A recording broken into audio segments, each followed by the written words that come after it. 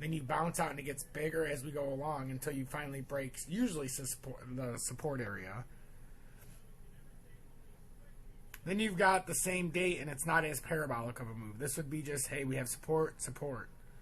So then you do this. But right now the next support would be, I mean, if we break this current trend that's gone 3 years almost, you know, we have a big problem because the next area is all the way down at about 12K, 11.5.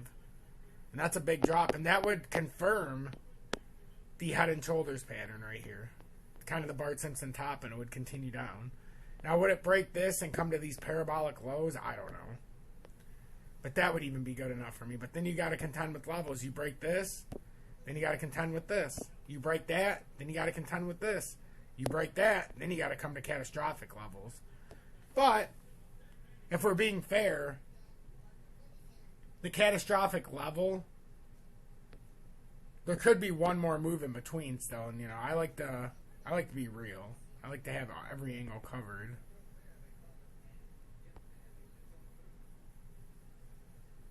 So when you start looking at possible supports, and that actually lined up, so we didn't even need to put it, but it kind of lined up in over here, so no reason to confuse it unless we have to.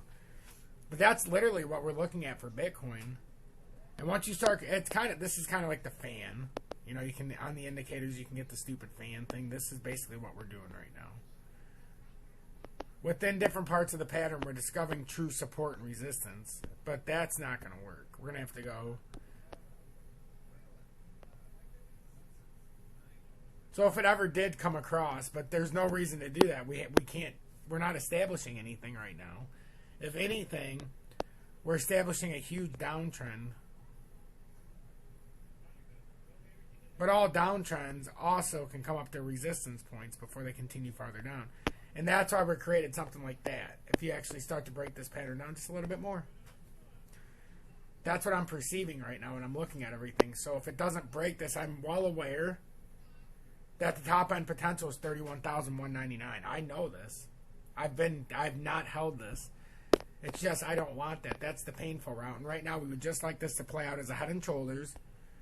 Because then if you look at it parallel, it would get you right there. That would be that exact support at 10,194 that is established right there. I'm not making it up. Everybody can see it.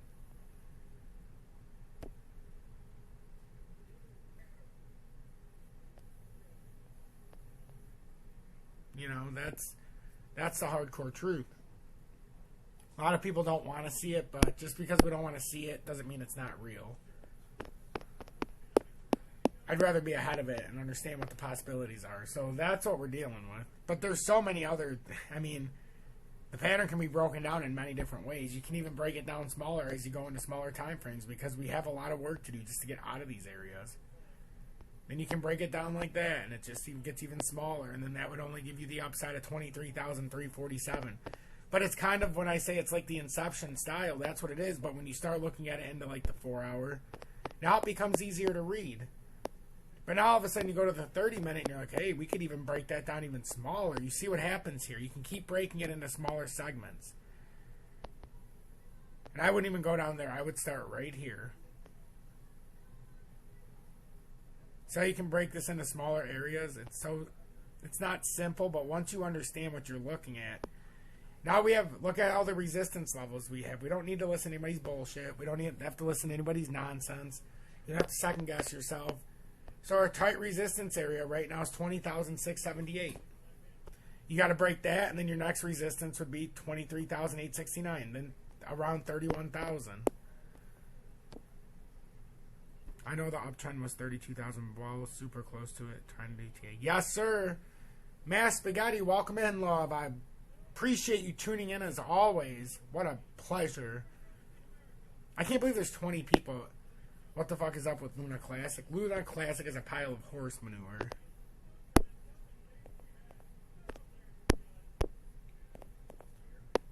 And then if we break all these, that's when it really gets fun. So that's what's happening. I mean, you really do have these little areas, and when you start to break it down by the numbers, you start to get some crazy stuff going on. With XRP, I'm patiently awaiting getting back on a short because we haven't confirmed what I needed to confirm. We still have this very volatile yet. If we close under here, it would be huge. Under 3280, 3275, 3282. That's our 5.5-year uptrend. And if we can just break that and confirm it as resistance here, it would be huge. Right now, 3326 is acting as ultimate resistance. And it's good to see. Very good to see. We were able to make 45% times 2 on a multi-trade just a couple days ago because of this chart.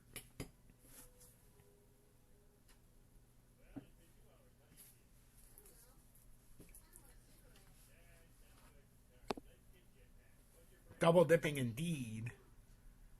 Bailey, I too am a fan of sub 1K. Real talk. Tom, it's that time of the month. Is it, Sean? You are very generous and very loyal. But I seen, I was trying to respond to you before I started this about the BITGET, their savings account, which to an extent is similar. It's not to the depths of like staking, but they do offer you to hold your stuff on there, which is, I guess, kind of like a staking. But basically, they're trying to pay you a small percentage, and I think with USDC it was like 2% or 2.4% to hold your money in there. So they're trying to make it like a traditional savings account, except they pay you in rewards.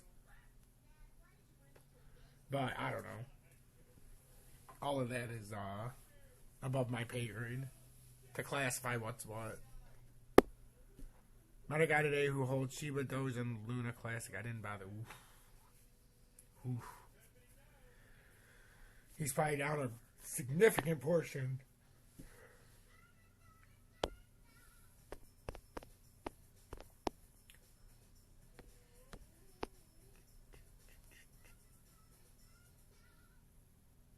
Yeah, it's not bad.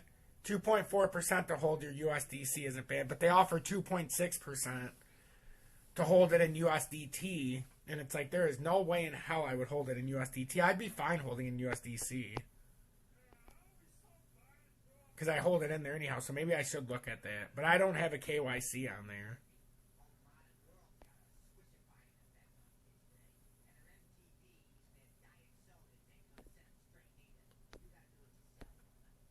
Hold on, I'm trying to look at this immediate short-term pattern by XRP. It's telling us something we could, it should be telling us exactly what's going on here in this breakdown of this bear flag. And this is completely normal what it's doing. We're staying within it.